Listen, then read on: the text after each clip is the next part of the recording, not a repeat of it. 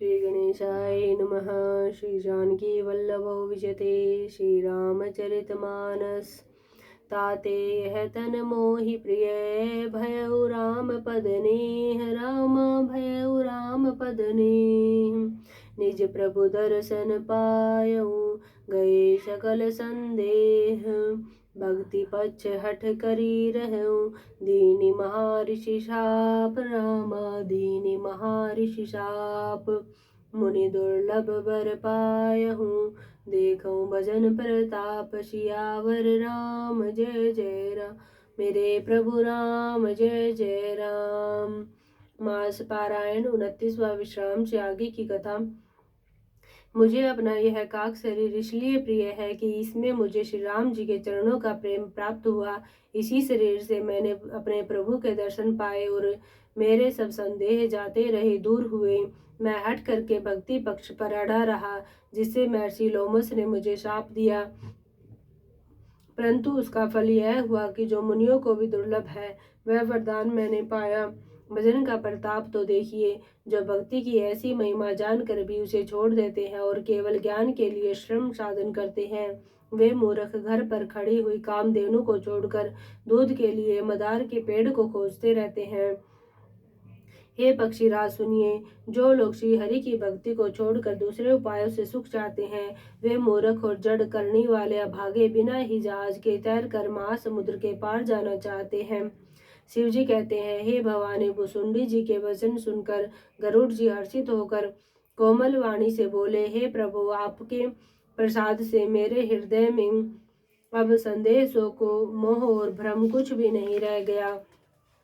मैंने आपकी कृपा से श्री रामचंद्र जी के पवित्र गुण समूहों को सुना और शांति प्राप्त की। हे प्रभु, अब मैं आपसे एक बात और पूछता हूँ।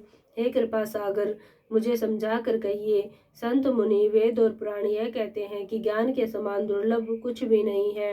हे गोसाई, वही ज्ञान मुनि ने आपसे कहा, परंतु आपने भक्ति के समान उसका आदर नहीं किया। हे कृपा के धाम, हे प्रभु, ज्ञान और भक्ति में कितना अंतर है, यह सब मुझसे कहिए। गरुड़ जी के वचन सुनकर सुजान काकभुसुंडी जी ने सुख माना और आदर के साथ कहा, भक्ति और ज्ञान में कुछ भी भेद नहीं है, दोनों ही संसार से उत्पन्न कलेशों को हर लेते हैं। हे नाथ मुनीश्वर, इनमें कुछ अंतर बतलाते हैं। हे पक्षी श्रेष्ठ, उसे सावधान होकर सुनिए। हे हरिवाहन सुनिए। ज्ञान, वैराग्य, योग, विज्ञान, ये सब पुरुष हैं। पुरुष का प्रताप सब प्रकार से प्रबल होता है। अबला माया स्वाभाविक निर्बल और जाति जन्म से ही जड़ मूर्ख होती है। परंतु जो वैराग्यवान और धीर बुद्धि पुरुष है, वही स्त्री को त्याग सकते हैं। न कि वे कामी पुरुष जो विषयों के वश में हैं, उनके गुलाम है और श्री हरि के चरणों से विमुख है। वे ज्ञान के भंडार मुनि भी मृग नयनी युवती स्त्री के चंद्रमुख को देखकर विवश उसके अधीन हो जाते हैं। हे गरुड़ जी, साक्षात भगवान विष्णु की माया ही स्त्री रूप से प्रकट है। यहाँ मैं कुछ पक्षपात नहीं रखता, वेद पुराण और संतों का मत सिद्धांत ही कहता हूँ। हे गरुड़ जी, यह अनुपम विलक्षण रीति है कि एक स्त्री के रूप पर दूसरी स्त्री मोहित नहीं होती। आप सुनिए, माया और भक्ति ये दोनों ही स्त्री वर्ग की है, यह सब कोई जानते हैं। फिर श्री रघुवीर को भक्ति प्यारी है, माया बेचारी तो निश्चय ही नाचने वाली नटीनी मात्र है। श्री रघुनाथ जी भक्ति के विशेष अनुकूल रहते हैं, इसी से माया उससे अंतर डरती रहती है। जिसके हृदय में उपमा रहित और उपाधि रहित विशुद्ध राम भक्ति सदा बिना किसी बाधा रोक टोक के बसती है, उसे देखकर माया सुकुचा जाती है। उस पर वह अपनी प्रभुता कुछ भी नहीं चला सकती। ऐसा विचार कर ही जो विज्ञानी मुनि है, वे भी सब सुखों की खानी भक्ति की ही याचना करते हैं। श्री रघुनाथ जी का यह रहस्य गुप्त मर्म जल्दी कोई भी नहीं जान पाता। श्री रघुनाथ जी की कृपा से जो इसे जान जाता है, उसे सौपन में भी मोह नहीं होता।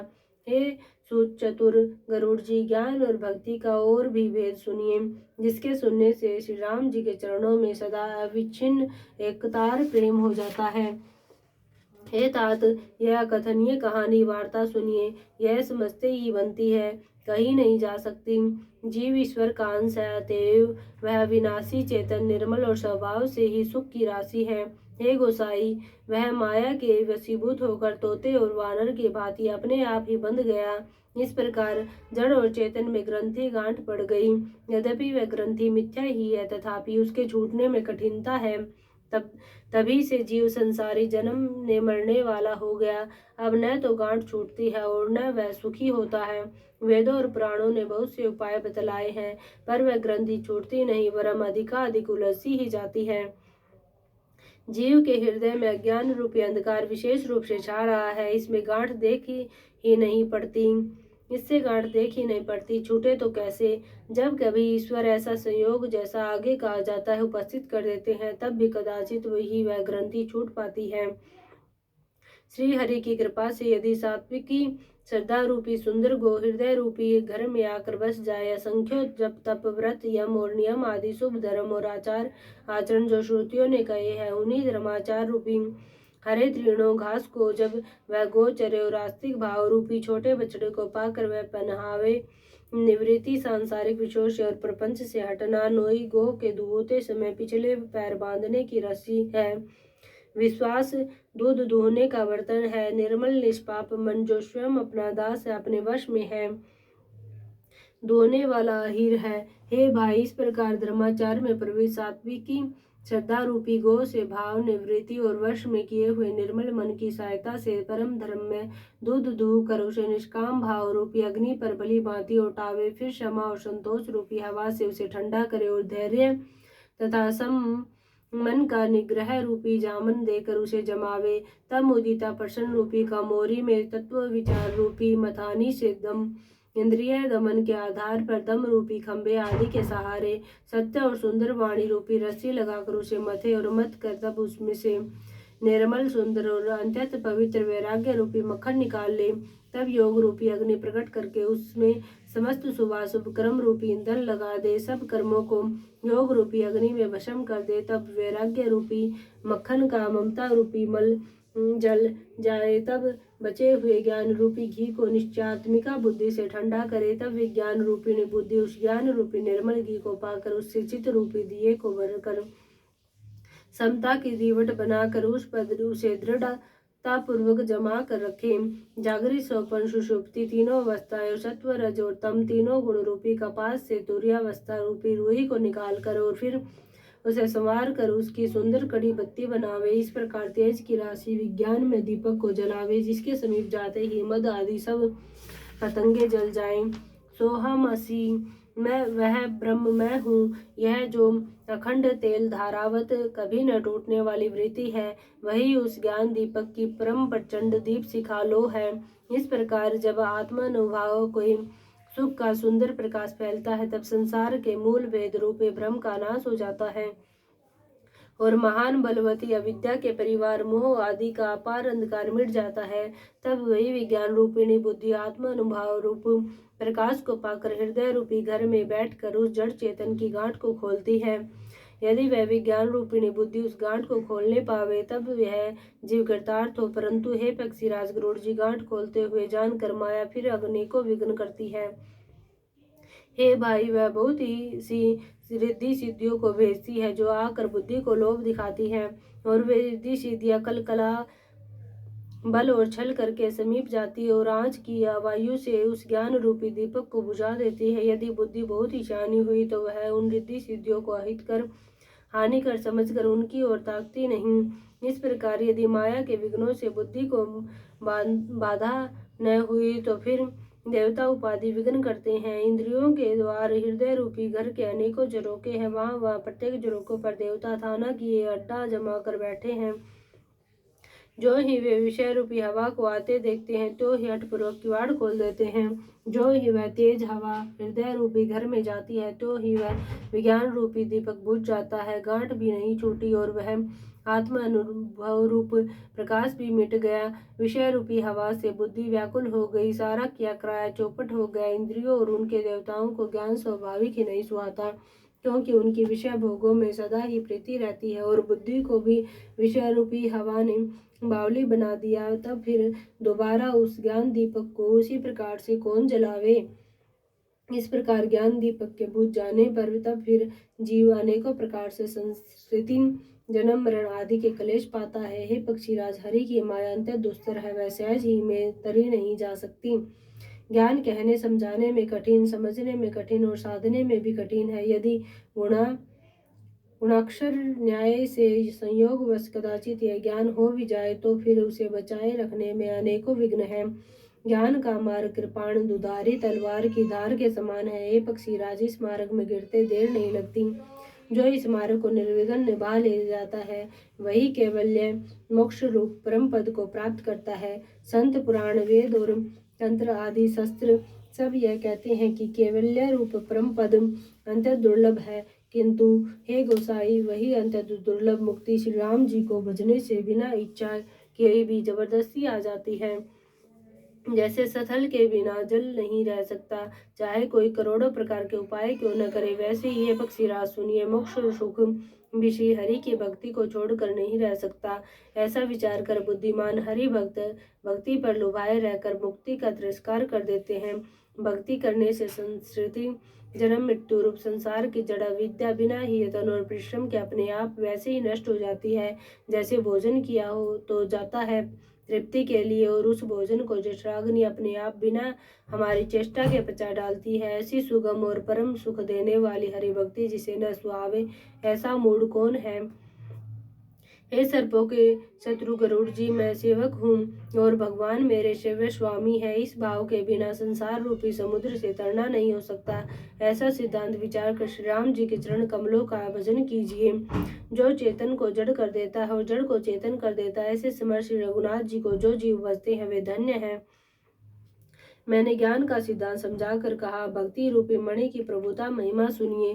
श्री राम जी की भक्ति सुंदर चिंतामणि है। हे गरुड़ जी, है जिसके हृदय में अंदर बसती है वह दिन रात अपने आप ही परम प्रकाश रूप रहता है। उसको दीपक घी और बत्ती कुछ भी नहीं चाहिए। इस प्रकार मणि का एक तो स्वाभाविक प्रकाश रहता है, फिर मोह रूपी दरिद्रता समीप नहीं आती, क्योंकि मणि स्वयं धन रूप है।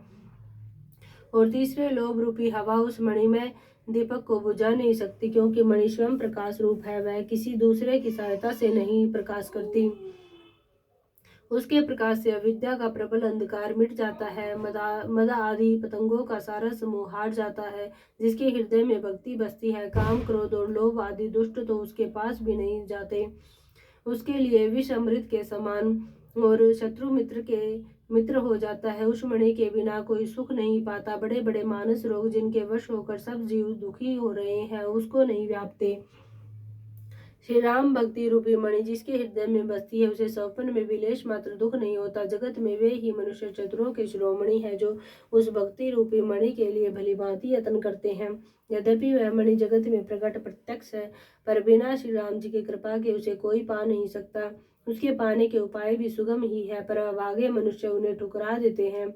वेद पुराण पवित्र पर्वत है। श्री राम जी की नाना प्रकार की कथाएं उन पर्वतों में सुंदर खाने हैं। संत पुरुष उनकी इन खानों के रहस्य को जानने वाले मर्मी है और सुंदर बुद्धि खोदने वाली कुदाल है। हे गरुड़ जी, ज्ञान और वैराग्य ये दो उनके नेत्र है। जो प्राणी उसे प्रेम के साथ खोजता है वह सब सुखों की खानी से भक्ति रूपी मणि को पा जाता है। हे प्रभु, मेरे मन में तो ऐसा विश्वास है कि श्री राम जी के दास श्री राम जी से भी बढ़कर हैं। श्री रामचंद्र जी समुद्र है तो धीर संत पुरुष मेघ है। श्री हरिचंदन के वृक्ष है तो संत पवन है।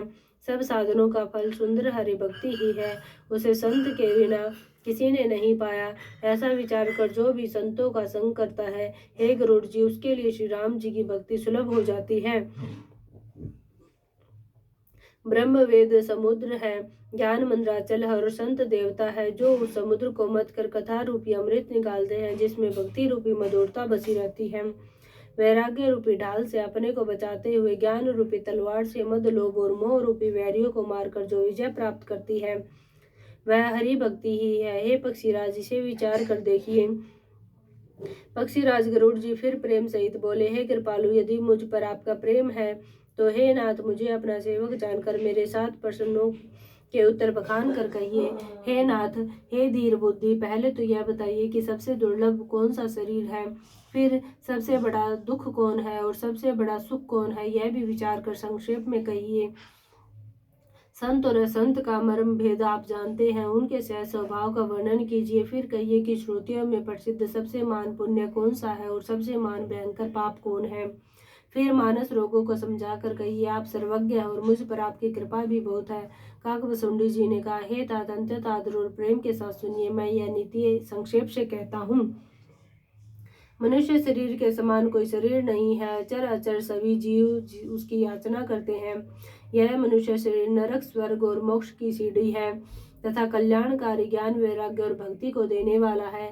ऐसे मनुष्य शरीर को धारण प्राप्त करके भी जो लोग श्री हरि का भजन नहीं करते और नीच से भी नीच विषयों में अनुरक्त रहते हैं, वे पारस मणि को हाथ से फेंक देते हैं और बदले में कांच के टुकड़े ले लेते हैं। जगत में दरिद्रता के समान दुख नहीं है तथा संतों के मिलने के समान जगत में सुख नहीं है। और हे पक्षीराज, मन, वचन और शरीर से परोपकार करना यह संतों का सहज स्वभाव है।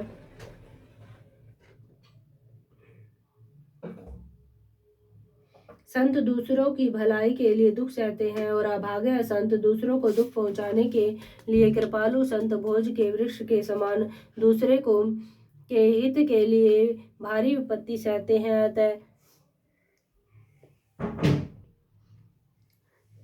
अपनी खाल तक उड़वा लेते हैं, किंतु दुष्ट लोग सन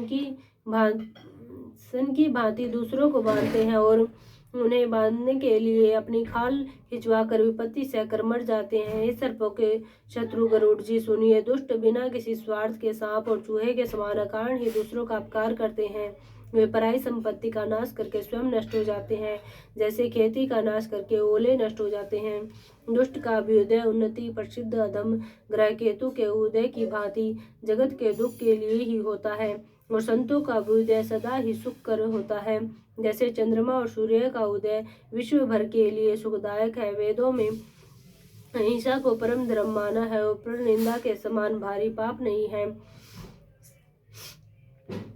शंकर जी और गुरु जी की निंदा करने वाला मनुष्य अगले जन्म में मेंढक होता है और वह 1000 जन्म तक वही मेंढक का शरीर पाता है।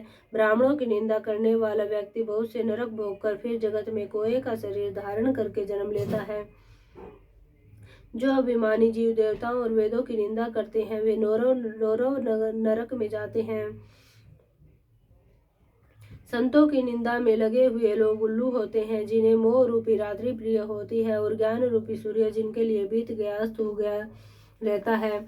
जो मूर्ख मनुष्य सबकी निंदा करते हैं, वे चमगादड़ होकर जन्म लेते हैं। हे तात, अब मानस रोग सुनिए, जिनसे सब लोग दुख पाया करते हैं। सब रोगों की जड़ मोह अज्ञान है। उन व्याधियों से फिर और बहुत से शूल उत्पन्न होते हैं। काम वात है, लोभ अपार बढ़ा हुआ कफ है और क्रोध पित्त है जो सदा छाती जलाता रहता है। यदि कहीं ये तीनों भाई वात, पित्त और कफ प्रीति कर ले मिल जाए तो दुखदायक सन्निपात रोग उत्पन्न होता है। कठिनता से प्राप्त प्रण होने वाले जो विषयों के मनोरथ है, वे ही सब शूल कष्टदायक रोग हैं। उनके नाम कौन जानता है? अर्थात व्यापार है, ममता दाद है, ईर्ष्या डाह खुजली है, हर्ष विषाद गले की रोगों की अधिकता है, गलगंड कंठमाला या गेगा आदि रोग है। पराय सुख को देखकर जो जलन होती है वही क्षयी है। दुष्टता और मन की कुटिलता की ही कोढ़ है। अहंकार अंतत दुख देने वाला डमरू गांठ का रोग है। दंभ कपट मद और मान नहरुआ नशों का रोग है। तृष्णा बड़ा भारी उदर वृद्धि जलोदर रोग है। 3 प्रकार पुत्र, धन और मान की प्रबल इच्छाएं प्रबल तिजारी है। मत्सर और अविवेक 2 प्रकार के जवर है। इस प्रकार अनेकों बुरे रोग है, जिन्हें कहाँ तक कहूँ। एक ही रोग के वश होकर मनुष्य मर जाते हैं। फिर ये तो बहुत से असाध्य रोग हैं, ये जीव को निरंतर कष्ट देते रहते हैं। ऐसी दशा में वह समाधि शांति को कैसे प्राप्त करे? नियम, धर्म, आचार, उत्तम आचरण, तप, ज्ञान, यज्ञ, जप, दान तथा और भी करोड़ों औषधियां हैं, परंतु हे गरुड़ जी, उनसे ये रोग नहीं जाते। इस प्रकार जगत में समस्त जीव रोगी है, जो शोक, हर्ष, भय, प्रीति और वियोग के दुख से और भी दुखी हो रहे हैं। मैंने ये थोड़े से मानस रोग कहे हैं, ये है तो सबको, परंतु इन्हें जान पाए हैं कोई विरले ही। प्राणियों को जलाने वाले ये पापी रोग जान लिए जाने से कुछ क्षण अवश्य हो जाते हैं, परंतु नाश को नहीं प्राप्त होते, विषय रूप कुपथ्य पाकर ये मुनियों के हृदय में भी अंकुरित हो उठते हैं, तब बेचारे साधारण मनुष्य तो क्या चीज है। यदि श्री राम जी की कृपा से इस प्रकार का संयोग बन जाए तो ये सब रोग नष्ट हो जाए। सदगुरु रूपी वेद के वचन में विश्वास हो, विषयों की आशा न करे, यही संयम परहेज हो। श्री रघुनाथ जी की भक्ति संजीवनी जड़ी है। श्रद्धा से प्रण बुद्धि ही अनुपान दवा के साथ लिया जाने वाला मधु आदि है।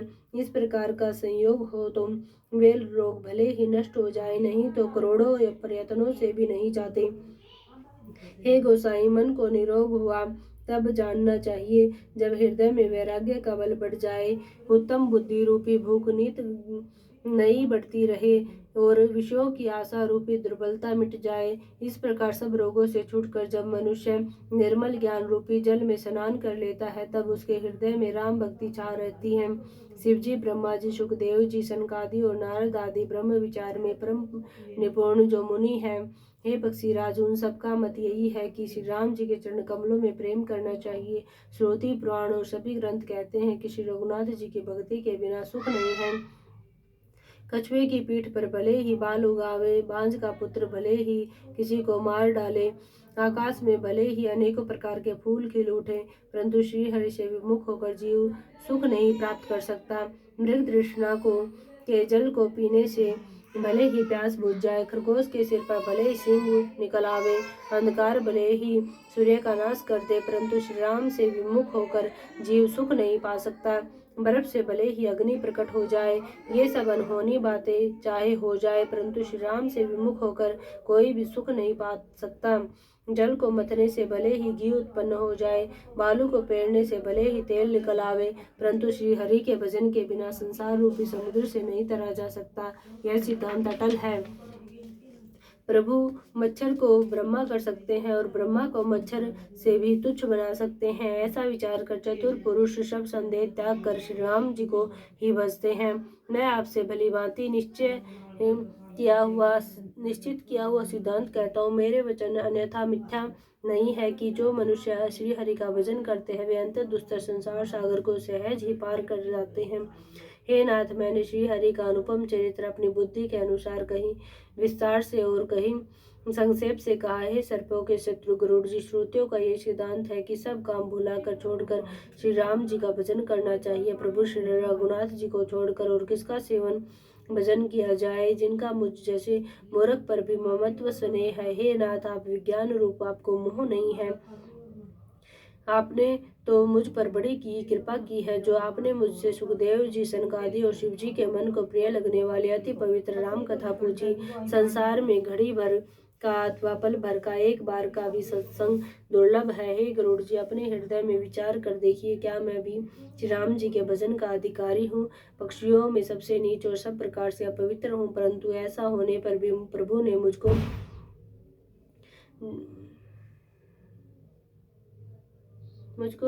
सब जगत को पवित्र करने वाला प्रसिद्ध कर दिया, अथवा प्रभु ने मुझको जगत प्रसिद्ध पावन कर दिया। यद्यपि मैं सब प्रकार से हीन नीच हूँ, तो भी आज मैं धन्य हूँ, अंतत धन्य हूँ, जो श्री राम जी ने मुझे अपना निज जन जानकर संत समागम दिया। आपने मेरी भेंट कराई। हे नाथ, अपनी बुद्धि के अनुसार कहा, कुछ भी छिपा नहीं रखा। फिर भी श्री रघुवीर के चरित्र समुद्र के समान है, क्या उनकी कोई था पा सकता है? श्री रामचंद्र जी के बहुत से गुणों का स्मरण कर करके सुजान भुसुंडी जी बार बार हर्षित हो रहे हैं, जिनकी महिमा वेदों ने नेति नेति कहकर गाई है, जिनका बल प्रताप और प्रभुत्व सामर्थ्य अतुलनीय है, जिन श्री रघुनाथ जी के चरण शिव जी और ब्रह्मा जी के द्वारा पूज्य है, उनकी मुझ पर कृपा होनी, उनकी परम कोमलता है। किसी का ऐसा स्वभाव कहीं नहीं सुनता हूँ मैं देखता हूँ। अतः हे पक्षीराज गरुड़ जी, मैं श्री रघुनाथ जी के समान किसे गिनूं समझूं?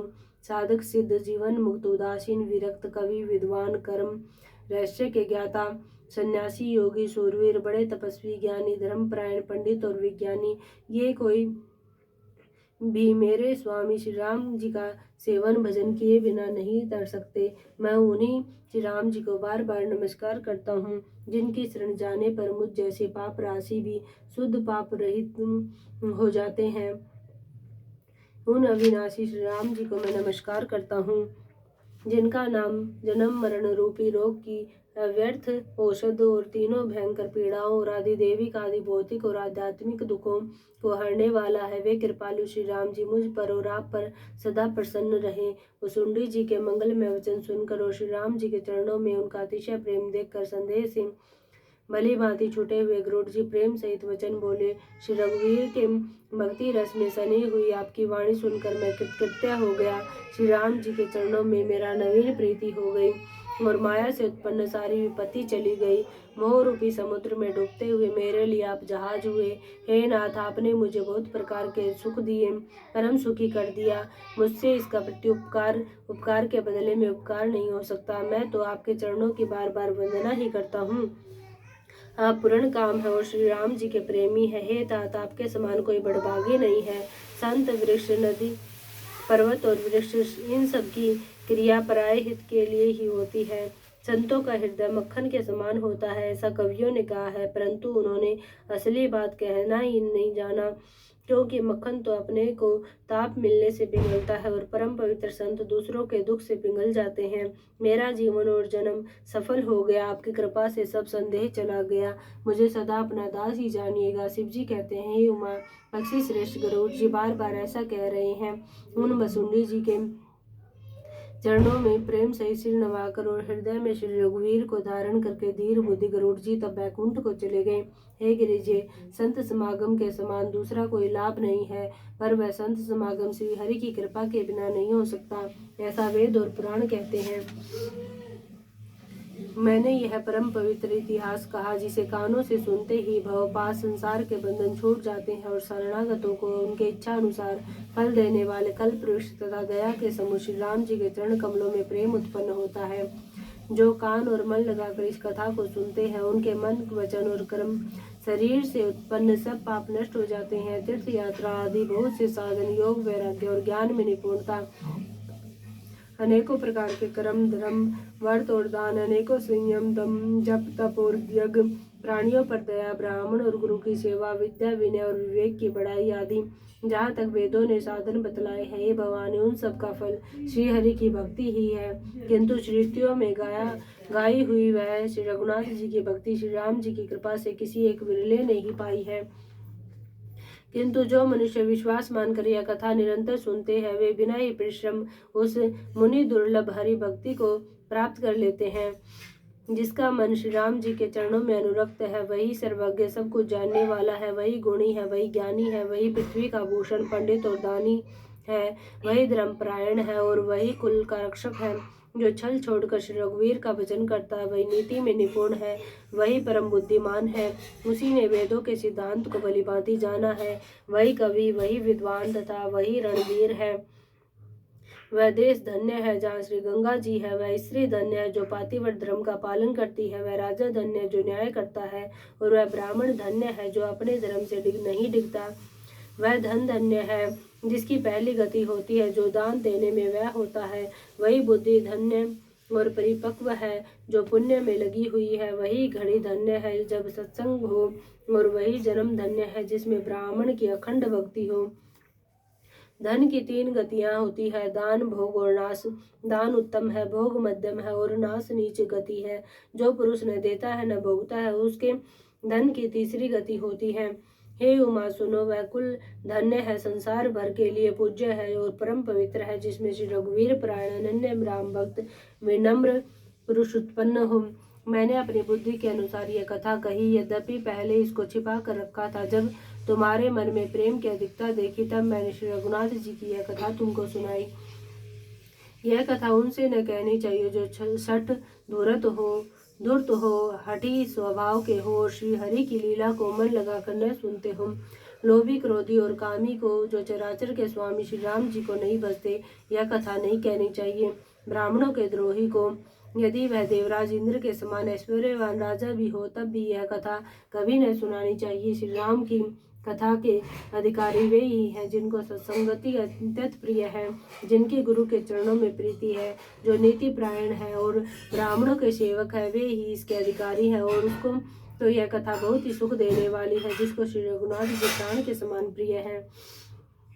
जो श्री राम जी के चरणों में प्रेम चाहता हो या मोक्ष पद चाहता हो, वह इस कथा रूपी अमृत को प्रेम पूर्वक अपने कान रूपी दोने से पिए। कह दीजिए, मैंने कलयुग के पापों का नाश करने वाली और मन के मल को दूर करने वाली राम कथा का वर्णन किया। यह राम कथा संस्कृति जन्म मरण रूपी रोग के नाश के लिए संजीवनी जड़ी है। वेद और विद्वान पुरुष ऐसा कहते हैं। इसमें 7 सुंदर सीढ़ियां हैं जो श्री रघुनाथ जी की भक्ति को प्राप्त करने के मार्ग है। जिस पर श्री हरि की अंतत कृपा होती है, वही इस मार्ग पर पैर रखता है। जो कपट छोड़कर यह कथा गाते हैं, जो वे मनुष्य अपनी मन कामना की सिद्धि पा लेते हैं, जो इसे कहते सुनते और अनुमोदन प्रशंसा करते हैं, वे संसार रूपी समुद्र को गौ के खुर से बने हुए गड्ढे की भांति पार कर जाते हैं। याज्ञवल्क्य जी कहते हैं, यह सब कथा सुनकर श्री पार्वती जी के हृदय को बहुत ही प्रिय लगी और वे सुंदर वाणी बोली, स्वामी की कृपा से मेरा संदेह जाता रहा और श्री राम जी के चरणों में नवीन प्रेम उत्पन्न हो गया। हे विश्वनाथ, आपकी कृपा से अब मैं कृतार्थ हो गई, मुझमें दृढ़ राम भक्ति उत्पन्न हो गई और मेरे संपूर्ण क्लेश बीत गए, नष्ट हो गए। शंभु उमा का यह कल्याणकारी संवाद सुख उत्पन्न करने वाला और शोक का नाश करने वाला है, जन्म मरण का अंत करने वाला, संदेहों का नाश करने वाला, भक्तों को आनंद देने वाला और संत पुरुषों को प्रिय है। जगत में जो जितने भी रामोपासक हैं, उनको तो इस राम कथा के समान कुछ भी प्रिय नहीं है। श्री रघुनाथ जी की कृपा से मैंने यह सुंदर और पवित्र करने वाला चरित्र अपनी बुद्धि के अनुसार गाया है।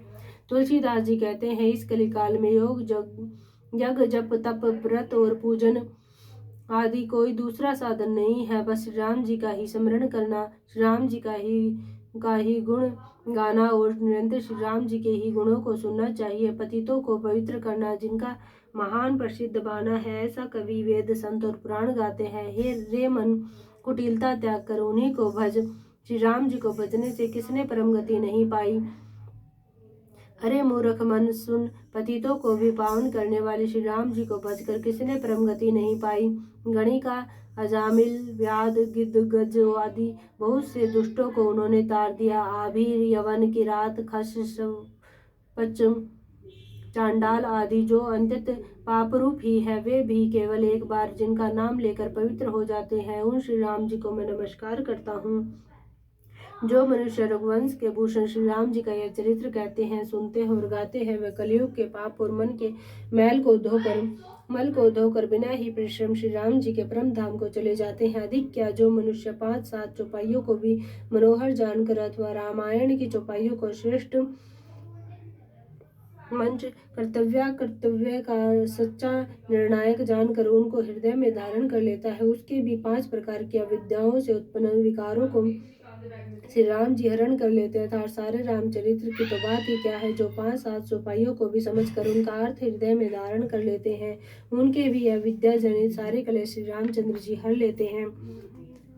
परम सुंदर सुजान कृपा निधान तथा जो अनाथों पर प्रेम करते हैं, ऐसे एक श्री रामचंद्र जी ही हैं। इनके समान निष्काम निस्वार्थ हित करने वाला, सुहृद और मोक्ष देने वाला दूसरा कौन है। जिनकी लेश मात्र कृपा से मंद बुद्धि तुलसीदास ने भी परम शांति प्राप्त कर ली, उन श्री राम जी के समान प्रभु कहीं भी नहीं है। हे श्री रघुवीर, मेरे समान कोई दीन नहीं है और आपके समान कोई दीनों का हित करने वाला नहीं है। ऐसा विचार कर हे रघुवंश मणि, मेरे जन्म मरण के भयानक दुख का हरण कर लीजिए। जैसे कामी को स्त्री प्रिय लगती है और लोभी को जैसे धन प्यारा लगता है, वैसे ही हे रघुनाथ जी, हे राम जी, आप निरंतर मुझे प्रिय लगिए। श्रेष्ठ कवि भगवान श्री शंकर जी ने पहले जिस दुर्गम मानस रामायण की श्री राम जी के चरण कमलों में नित्य निरंतर अनन्य भक्ति प्राप्त होने के लिए रचना की थी, उस मानस रामायण को श्री रघुनाथ जी के नाम में निरत मानकर अपने अंतःकरण के अंधकार को मिटाने के लिए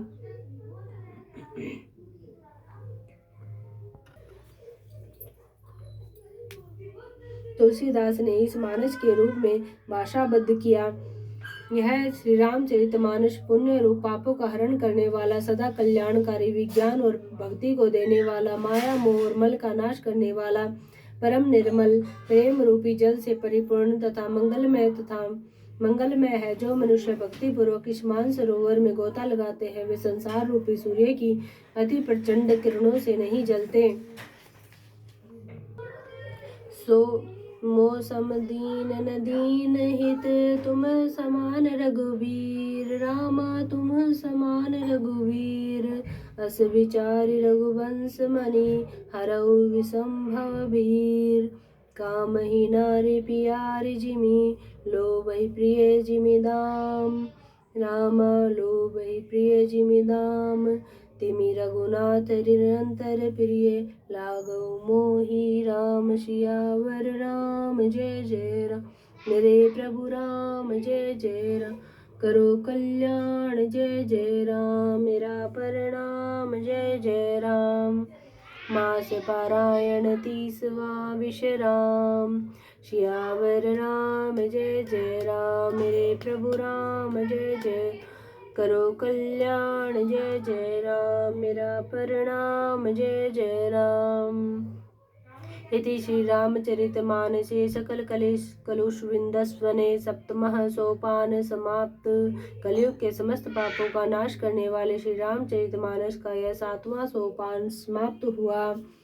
सियावर राम जय जय राम, मेरे प्रभु राम जय जय करो कल्याण। जय जय राम मेरा प्रणाम, जय जय राम। रामायण का पाठ संपूर्ण हुआ। आरती श्री रामायण जी की। आरती श्री रामायण जी की, कीरति कलित ललित सिय पी की। गावत ब्रह्मादिक मुनि नारद, वाल्मीक विज्ञान विशारद। सुख सनकादिक शेष अनुसार, भरणी पवन सुत कीर्तिनी की। आरती श्री रामायण जी की। गावत वेद पुराण अष्टदश छौ, शास्त्र सब ग्रंथन को रस। मुनि जन धन संतन को सर्वस, सार अंश समत सब ही की। आरती श्री रामायण जी की।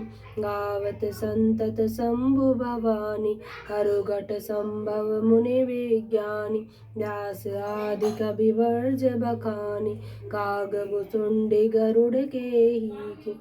आरती श्री रामायण जी की। कलिमल हरनि विषय रस फीकी, सुभग सिंगार मुक्ति जुवती की। गलन रोग भव मुरि अमी की, तात मात सब विधि तुलसी की। आरती श्री रामायण जी की। कीरति कलित ललित सिय पी की। आरती श्री रामायण जी की। कीरति कलित ललित सिय पी की। आरती श्री रामायण जी की। कीरति कलित ललित सिय पी की। सियावर राम जय जय राम, मेरे प्रभु राम जय जय राम करो कल्याण। जय जय राम मेरा प्रणाम, जय जय राम।